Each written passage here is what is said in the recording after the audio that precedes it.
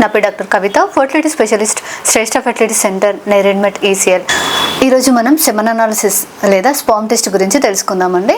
యూజువల్గా దంపతులు ప్రెగ్నెన్సీ అవ్వడం కోసం హాస్పిటల్కి వచ్చినప్పుడు ఆడవారికి స్కానింగ్ ట్యూబ్ టెస్ట్లతో పాటు మగవారికి మనం కణాల సంఖ్య కూడా టెస్ట్ చేస్తాము. ఇది ఎప్పుడు ఇవ్వాలి అంటే శాంపుల్ అనేది భార్యాభర్తలు కలయిక అనేది 3 రోజుల నుంచి 5 రోజుల మధ్యలో గ్యాప్ ఉన్న తర్వాత ఈ శాంపుల్ ఇవ్వమని సజెస్ట్ చేస్తూ ఉంటాము.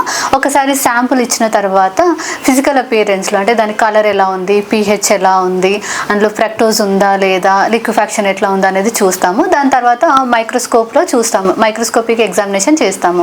యూజువల్గా ఆడవారిలో ప్రెగ్నెన్సీ రావాలి అంటే మగవారి కణాల సంఖ్య ఎట్లుండాలి ఏంటి అనేది WHO కొన్ని నామ్స్ చెప్పిందండి.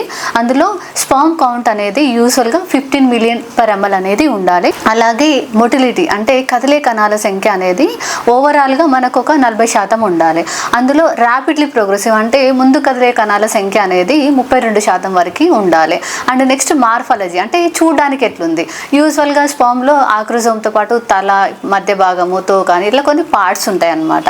అవి మనకు మైక్రోస్కోప్లో చూసినప్పుడు అట్లా నార్మల్గా కనిపించేవి ఎన్ని ఉన్నాయో చూస్తాము. యూజువల్గా నార్మల్ ప్రెగ్నెన్సీ అవ్వాలి అంటే ఈ నార్మల్గా ఉండే కణాల సంఖ్య అనేది కనీసము ఒక 4% ఉండాలి.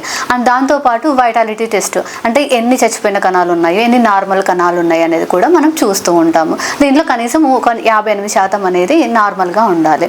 అండ్ దాంతోపాటు ఏమైనా ఇన్ఫెక్షన్ ఉందా అంటే యూజువల్గా WBC తెల్ల రక్త కణాలు అంటాము, అవి నార్మల్గా అయితే less than 1 million per ml అనేది ఉండాలి. అంతకంటే ఎక్కువ ఉన్నట్టయితే ఈ ఇన్ఫెక్షన్ ఏమైనా ఉందా అనేది చూస్తాము. ఈ విధంగా స్పామ్ అనేది టెస్ట్ చేసిన తర్వాత మీకు రిపోర్ట్ ఇవ్వడం అనేది జరుగుతుంది. ఒకవేళ మీకు ఈ రిపోర్ట్లో ఏమన్నా అబ్నార్మల్ వచ్చింది అంటే ఇదే రిపోర్ట్ మాకు ఫైనలా అంటే కాదండి. ఎందుకు అంటే మీకు ఈ శాంపుల్ రిపోర్ట్ అనేది చేంజ్ అవుతూ ఉంటుంది. అంటే మీకు ఏమైనా బాగా టెన్షన్లు ఉండి బాగా స్ట్రెస్ పడుతున్నారు అండ్ ఈ మధ్యలో ఏమైనా ఆరోగ్యం బాగాలేదు అనుకుంటే కూడా ఇప్పుడు మీరు ఇచ్చిన శాంపుల్ అనేది అబ్నార్మల్గా రావచ్చు.